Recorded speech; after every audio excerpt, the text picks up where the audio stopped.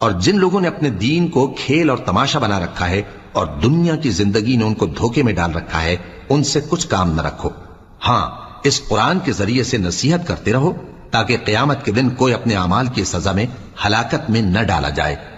اس روز اللہ کے سوا نہ تو کوئی اس کا دوست ہوگا اور نہ سفارش کرنے والا، اور اگر وہ ہر چیز جو روئے زمین پر ہے بطور معاوضہ دینا چاہے تو وہ اس سے قبول نہ ہو۔